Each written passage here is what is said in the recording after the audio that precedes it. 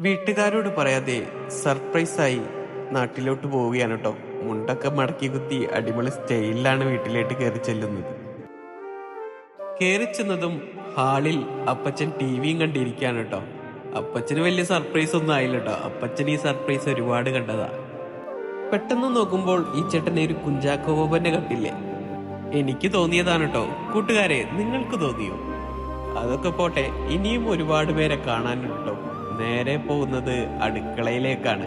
ഏകദേശം എല്ലാരും അടുക്കളയിലാണ് കേട്ടോ നിൽക്കുന്നത്. പെട്ടെന്ന് ആ സഹോദരനെ കാണുമ്പോഴുണ്ടല്ലോ ഞെട്ടിപ്പോവാണ് കേട്ടോ. പെട്ടെന്ന് കണ്ടുള്ള സന്തോഷം കൊണ്ടും സ്നേഹം കൊണ്ടും കെട്ടിപ്പിടിക്കുകയാണ് കേട്ടോ. മനോഹരം അല്ലേ?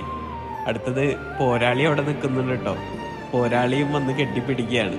വീട്ടിലെ പോരാളിയുടെ കാര്യം പിന്നെ പറയണ്ടല്ലോ. മകനെ കണ്ട സന്തോഷത്തിൽ കരഞ്ഞു പോവുകയാണ് ആ പാവം.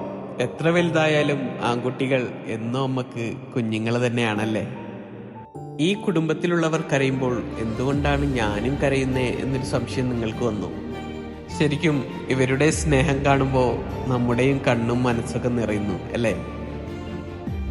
ലോകത്തിന്റെ ഏതു കോണിലായാലും കുടുംബമാണ് നമുക്ക് ഏറ്റവും വലുത്. കുടുംബമാണ് നമ്മുടെ ഏറ്റവും വലിയ സ്വർഗരാജ്യം. വർഷങ്ങൾക്കൊക്കെ ശേഷം സർപ്രൈസ് ആയി കാണുമ്പോൾ വല്ലാത്തൊരു സന്തോഷം തന്നെ ആയിരിക്കില്ലേ. അകലെ നിന്ന് ഒരാൾ ഓടി വരുന്നത് നോക്കൂ. അച്ഛനെ കണ്ടപ്പോൾ അവന്റെ ഒരു സന്തോഷം നോക്കിട്ടോ. അച്ഛനെ ഓടി വന്ന് കെട്ടിപ്പിടിക്കുകയാണ്. സർപ്രൈസ് ആയി കണ്ടപ്പോൾ അവനും കരഞ്ഞു പോവാട്ടോ. അവരുടെ സ്നേഹം ഒന്ന് നോക്കൂ. മനോഹരം അല്ലേ?